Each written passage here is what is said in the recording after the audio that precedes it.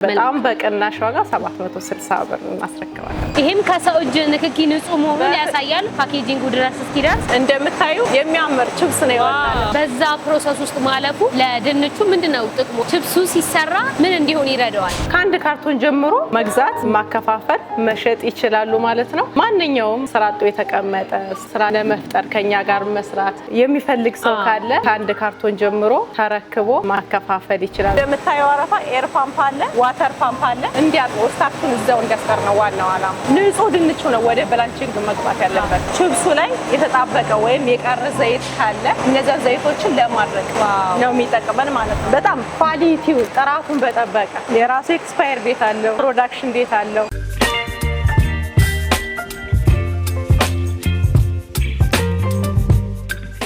ወደ ቺፕስ ቢዝነስ መግባት ለምትፈልጉ ሰዎች እነዚህን ፕሮዳክቶች ተረክባችሁ መሸጥ ማከፋፈል ለምትፈልጉ ሰዎች በተጨማሪም ከስራችሁ ጎን ለጎን እነዚህን ስራዎች መስራት ለምትፈልጉ ሰዎች እነዚህን ምርቶች የት እንደምታገኙ በምን ያህል ዋጋ መረከብ እንደምትችሉ እንዴት አድርጋችሁ ወደዚህ ቢዝነስ መግባት እንደምትችሉ ከዛም በተጨማሪ ደግሞ ይህ ቺፕስ ከመጀመሪያው አንስቶ እስከ መጨረሻው እስከ ፓኬጂንግ ድረስ ምን አይነት ፕሮሰሶችን እንደሚያልፍና ምን አይነት ጤናማ የሆኑ ቺፕሶችን እንደምትረከቡ ዛሬ ሰፋ ያለ ቆይታ ልናደርግላችሁ እዚህ ፋብሪካ ውስጥ ተገኝተናል። ቆይታችን ምን እንደሚመስል ከመጀመሪያው እስከ መጨረሻው እንድታዩ እየጋበዝኩኝ ፕሮግራሙን አዘጋጅቼ ማቀርብላችሁ እኔ ሊና አብርሃም ነኝ። እንደነዚህ አይነት ተመሳሳይ ቪዲዮዎች እንዲመጣላችሁ ደግሞ ለቻናላችን አዲስ የሆናችሁ ሰዎች ቻናላችንን ላይክ፣ ሰብስክራይብ፣ ሼር ማድረግ እንዳትረሱ። ወደ ፕሮግራሙ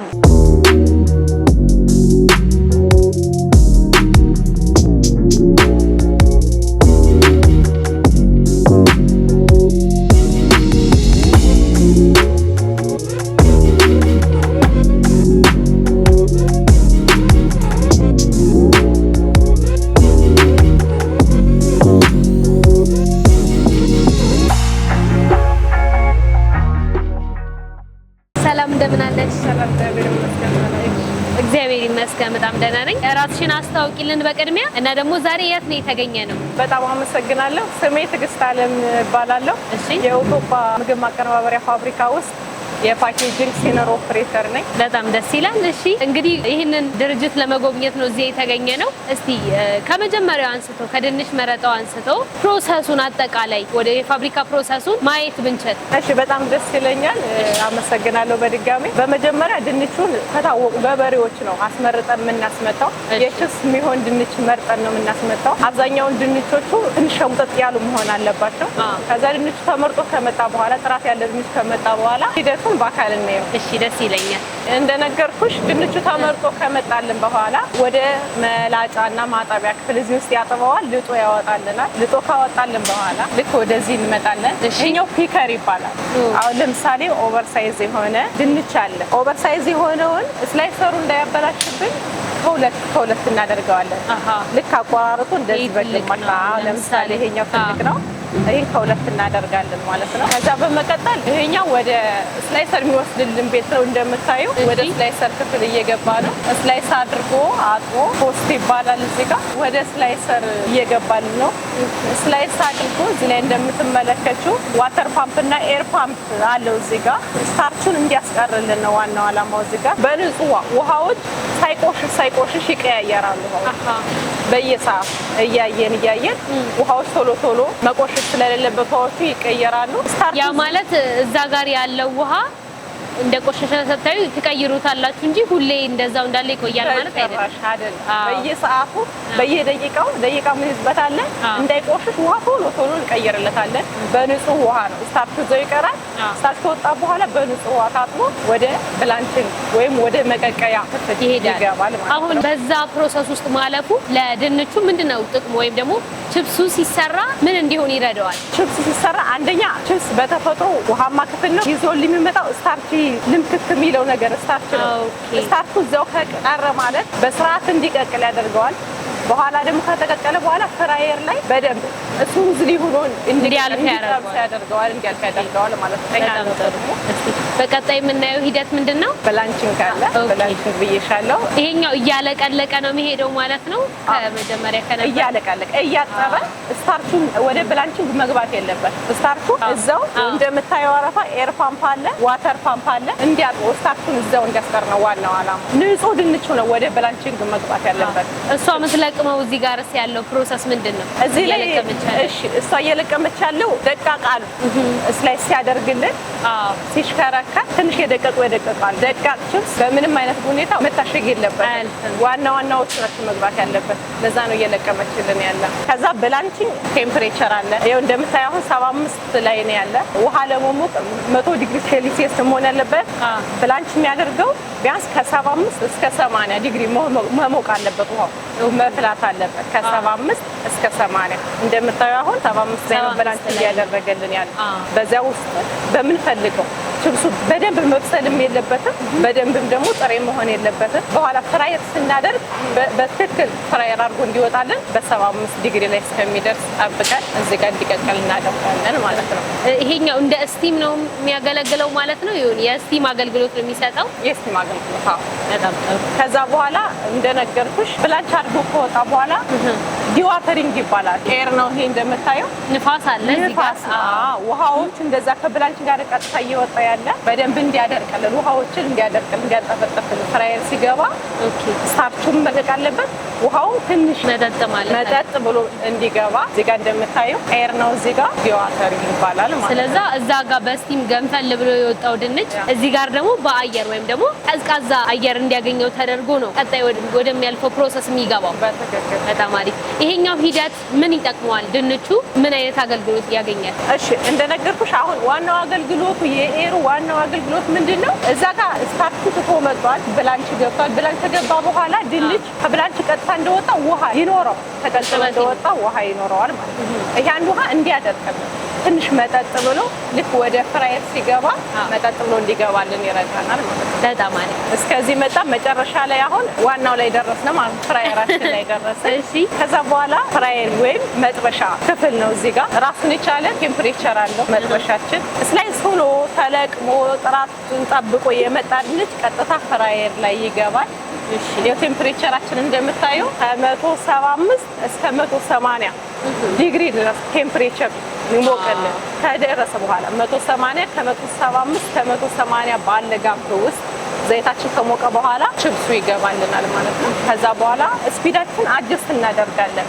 አሁን ቋሚ አይደለም። ልክ ቺፕሳችን ጥራታችንን እያየን በደንብም ክርር ብሎ እንዳይጠበስ በደንብ ደግሞ ነዛዛም እንዳይኖረው ልክ ስፒዳችን አጀስት እያደረግን እያመረትን እንቀጥላለን ማለት ነው። እንደምታዩ የሚያምር ቺፕስ ነው ይወጣል። ፍራየር ሆኖ ይወጣል ቺፕስ። ሲላጥ ከነበረው ድንቹ እዚህ የመጨረሻው እስኪጠበስ ድረስ ደርሰናል አሁን ባለው ፕሮሰስ። ከዚህ በኋላስ ደግሞ ምን ይጠብቀዋል? አሁን እዚህ ጋር እንግዲህ ተጠብሶ የወጣ ድንች ነው እያየሁኝ ያለው። ከዛ በኋላስ ያለው ፕሮሰስ ምን ይመስላል? እስቲ ንገሪኝ። ፍራየር ሆኖ ከወጣልን በኋላ ያው እንደዚህ የሚያምር ቺፕስ ወጥቶልናል። ከዛ በኋላ ልክ ቅድም ከብላንቺንግ ከወጣ በኋላ ዲዋተር ያልኩሽ አይነት ልክ እዚህ ላይ ደግሞ ዲኦይሊንግ ይባላል። ይኸው እንደምታየው ንፋስ ነው። ይሄ ልክ ነው፣ ንፋስ ነው። ይሄ ደግሞ ዋናው ዓላማው ምንድነው? ዘይት ውስጥ ፍራየር አድርጎ ከወጣልን በኋላ ምናልባት ቺፕሱ ላይ የተጣበቀ ወይም የቀረ ዘይት ካለ እነዛ ዘይቶችን ለማድረቅ ነው የሚጠቅመን ማለት ነው። ይኸው እንደምታየው ንፋስ አለው። አየሩን እየተቀበሉ ነው ወደ ቀጣዩ ፕሮሰስ የሚያልፉት። ከዚህ በኋላስ ምን ይጠብቃል?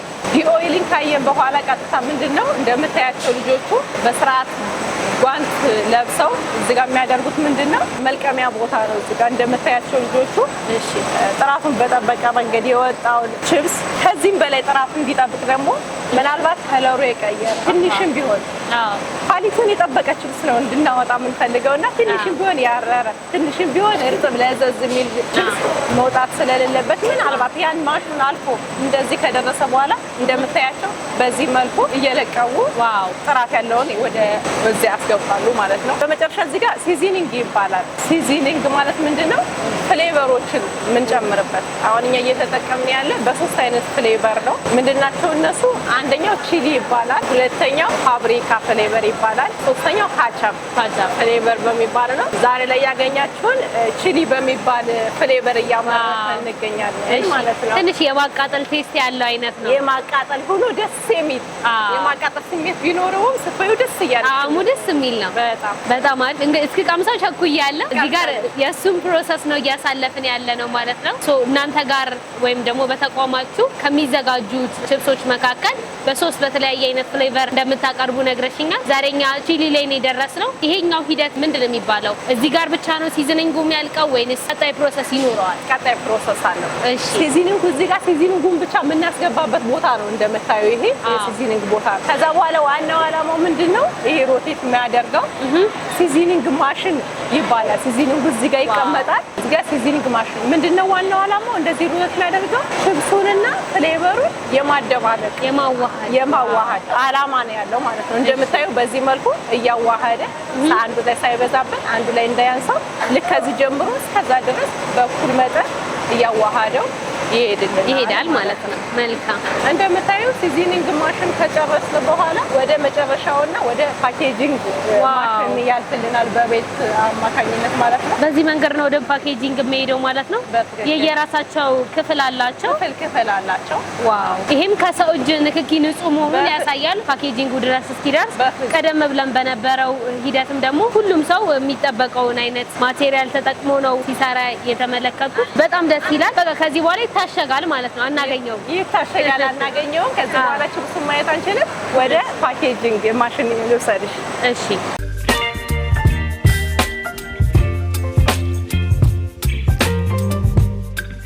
በመጨረሻ ወደ ፓኬጂንግ ማሽን መጠናል ማለት ነው። እዚህ ጋር እንደምታዩ በፓኬጂንግ ማሽን ይባላል።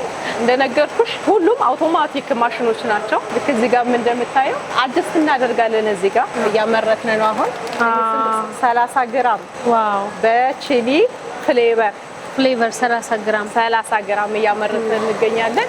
አውቶማቲክ ነው። ምንም አይነት ከእጅ ንክኪ ነፃ በሆነ እያሸገ ያወርድልናል። በጣም ኳሊቲው ጥራቱን በጠበቀ የራሱ ኤክስፓየር ዴት አለው፣ ፕሮዳክሽን ዴት አለው። ምንም ያልተቆራረጠ ያትምልናል ማለት ነው። ከዛ በመቀጠል ምንድነው ምንም አይነት ሊኬጅ መሆን የለበትም። እዚህ ጋር ሲታሸግ እንዳየሽው ከዛ ጀምሮ ከፕሮሰስ ላይኑ ጀምሮ የሚመርጡት የሚለቅሙት እያንዳንዳቸው ገላ በመልበስ ነው። ምንም አይነት ባዕድ ነገር ችብሱ ጋር መግባት የለበትም። ጥራቱን በጠበቀ ይመጣልናል፣ ይታሸግልናል ማለት ነው። እዚህ ጋር ችብሱ ሳይሆን ፓክ የምናደርገው ችብሱ ሳይታይም ጥራት ያለው ይገባል። ከዛ በኋላ ፎይሉ ላይ ፕሮዳክሽን ዴት ኤክስፓየር ዴት አለ የለው፣ ሊኬጅ አለ የለው የሚለውን ነገር እኛ ቸክ እያደረግን ግራሙም ቸክ እየተደረገ እያንዳንዱ ነገር ጋዙ ቸክ ተደርጎ ሁሉም ነገር ግራሙም ቸክ ተደርጎ ከዛ በመጨረሻ አንድ ካርቶን እዚህ ጋር እንደምታየው 46 ፒሲኤስ ይይዛል ማለት ነው። ኦኬ 46 ፍሬ ነው አንድ ካርቶን። 46 ፍሬ አንድ ካርቶን 30 ግራም 46 ፍሬ ይይዛል ማለት ነው። በዚህ መልኩ ጥራቱን በጠበቀ ቦታ አሽገን እናስቀምጣለን ማለት ነው። በጣም ጥሩ። እንግዲህ ድንቹ ከሚመረጥበት ቦታ አንስቶ እስከ መጨረሻው እስከ ፓኬጂንግ ያለውን ፕሮሰስ በደንብ ተመልክተናል። ሰዎች ተረክበው ወደ ገበያ በሚያቀርቡበት ጊዜ ደህንነቱንስ እንዴት አድርገው መጠበቅ አለባቸው የሚለውን እስቲ እንደ ባለሙያ ሰፋ አድርገሽ አንሽልኝ። እንደነገርኩሽና እንዳየሽው እስከዚህ ድረስ እኛ በጥራት አምርተን አቅርበናል ማለት ነው። ዋናው ነገር ምንድነው? ችፕስ እርጥበት ያለበት ቦታ ላይ መቀመጥ የለበትም። ፀሐይ የሚደርሰው ቦታ ላይ መቀመጥ የለበትም። ልክ አንቺ እንደገለጽሽው እንደዚህ አይነት ነገር እንዳይገጥመው ምንድነው ንጽህናቸውን በጠበቁበት ቦታ ላይ ካርቶን በጭራሽ መሬት መንካት የለበትም። በሆነ ሸልፍ ቦታ ላይ ነው መቀመጥ ያለበት። ምንም አይነት እርጥበት ምንም አይነት ፀሐይ በማያገኘው ቦታ ይቀመጣል ማለት ነው።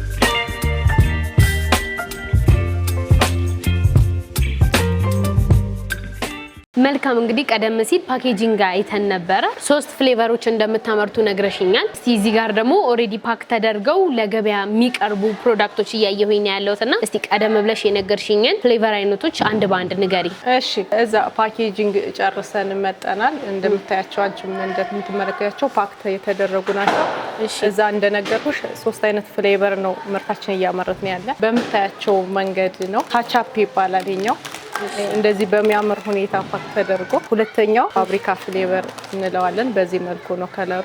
ሌላው ቺሊ ዛሬ እያመረትን ነው እኛ የደረስንበት እናንተ የደረሳችሁበት እና በጣም የሚጣፍጠው ሁሉም ጣፋጭ ናቸው። ቺሊ ፍሌቨር እንላለን። በ3 አይነት ፍሌቨር አሸገናል። ከለራቸው እኔን ይመስላል ማለት ነው። በጣም ጥሩ። እስቲ ከእናንተ እነዚህን ቺፕሶች ተረክበው መሸጥ ለሚፈልጉ ሰዎች ምንድነው ማድረግ ያለባቸው እና ደግሞ ከምን ያህል ፓኬጅ ጀምሮ ነው መረከብ የሚችሉት? እሺ ከምን ያህል ወደሚለው ስመጣ ከአንድ ካርቶን ጀምሮ መግዛት፣ ማከፋፈል፣ መሸጥ ይችላሉ ማለት ነው። ማንኛውም ስራ አጥ የተቀመጠ ስራ ለመፍጠር ከኛ ጋር መስራት የሚፈልግ ሰው ካለ ከአንድ ካርቶን ጀምሮ ተረክቦ ማከፋፈል ይችላል ማለት ነው።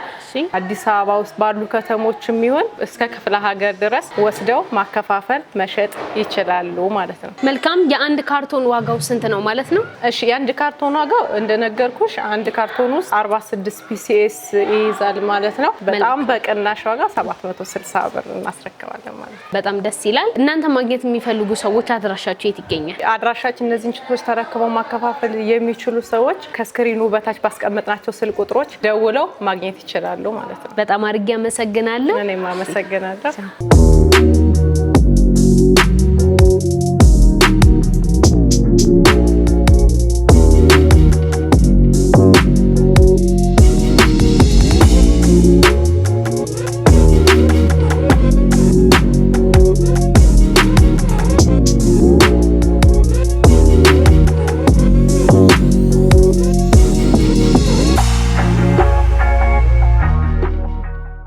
ውድ ተመልካቾቻችን ዛሬ በሚስተር ቺፕስ ፋብሪካ የነበረን ቆይታ ይሄንን ይመስል ነበር። በሶስት በተለያዩ አይነት ፍሌቨሮች እነዚህን ቺፕሶች ይዘውላችሁ መጥተዋል። እናንተም ወደዚህ ቢዝነስ መግባት ለምትፈልጉ ሰዎች ስራ እየሰራችሁ ጎን ለጎን መስራት ትችላላችሁ። ከዛም በተጨማሪ ደግሞ ለተለያዩ አይነት ሱፐርማርኬቶች፣ ሱቆች እነዚህን ቺፕሶች እያከፋፈላችሁ ከአንድ ካርቶን ጀምሮ ወደዚህ ቢዝነስ መግባት ትችላላችሁ። በጣም ቀላል ነው። ወደዚህ ቢዝነስ መግባት ለምትፈልጉ ሰዎች ከታች በመናስቀምጠው ስልክ ደውላችሁ መቀላቀል መጀመር ትችላላችሁ። እንደነዚህ አይነት ተመሳሳይ ቪዲዮዎች እንዲመጣላችሁ ቻናላችን አዲስ የሆናችሁ ሰዎች ቻናላችንን ላይክ፣ ሰብስክራይብ፣ ሼር ማድረግ እንዳትረሱ። እስካሁን ፕሮግራሙን በመምራት አብሬያችሁ ቆይታ ያደረኩት እኔ ሊና አብራም ነበርኩኝ። በካሜራማን ደግሞ ናኦል ነበረ። በቀጣይ በተለያዩ ፕሮግራሞች እስከምንገናኝ ሰላም ቆዩ።